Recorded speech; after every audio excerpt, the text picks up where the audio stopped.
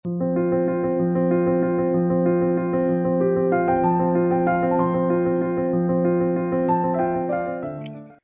সকাল। আমার প্রতিদিন চ্যানেলের আরেকটি ভিডিওতে আপনাদের অনেক অনেক স্বাগত। আজ বানাবো উড়িষ্যার একটি ট্র্যাডিশনাল পানীয় টঙ্কা তরণী। এটি জগন্নাথ দেবকে 56 ভোগের মধ্যে একটি পানীয় হিসাবে নিবেদন করা হয়। তো চলুন এটি বানানোর জন্য কি কি লাগছে দেখে নিই। আগে কয়েক কুচি স্লাইস করে কাটা লেবু, কাঁচা লঙ্কা, কারি পাতা, 2 কুচি আম আদা, 2-3টে গন্ধরাজ লেবুর পাতা, শুকনো লঙ্কা জিরে ভাজা গুঁড়ো, টক দই আর আগের দিনে রান্না করা ভেজানো কিছুটা ভাতটি আমি একটি কাচের বাটিতে নিয়ে এরকম হাতার সাহায্যে খুব ভালোভাবে ম্যাশ করে নেব।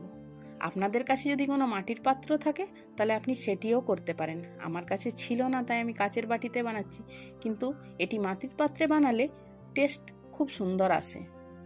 মাটির পাত্রের স্বাদ অতুলনীয়।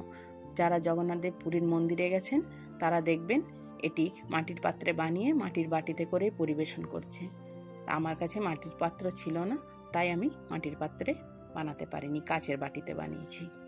এরপর আমি যে সামগ্রীগুলি দেখালাম সেগুলি একটি ছোট্ট হামালদিস্তার মধ্যে সব একসাথে এইভাবে নিয়ে নেব।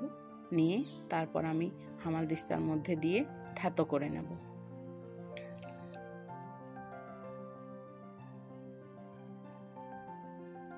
এরপর খুব ভালো করে এগুলি একটু থ্যাতো করে নিতে হবে। ব্যাস, থ্যাতো করা হয়ে গেছে।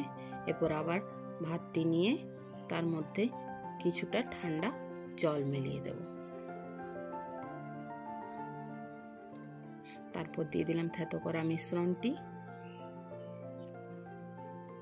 স্লাইস করে কেটে রাখা লেবুগুলি, টক দই,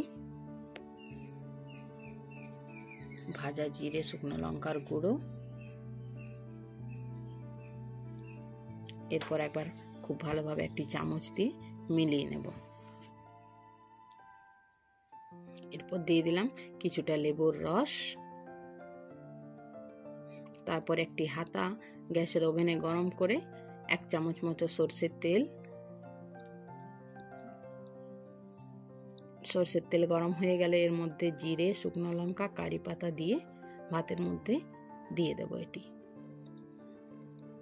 এবার স্বাদ মতো নুন দিয়ে একটি চামচের সাহায্যে মিলিয়ে নিলেই তৈরি আমাদের টঙ্কা তরণী।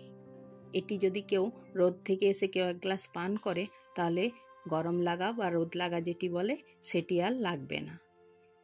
আজ তাহলে এই পর্যন্তই রাখি, আবার দেখা হবে অন্য ভিডিওর সাথে।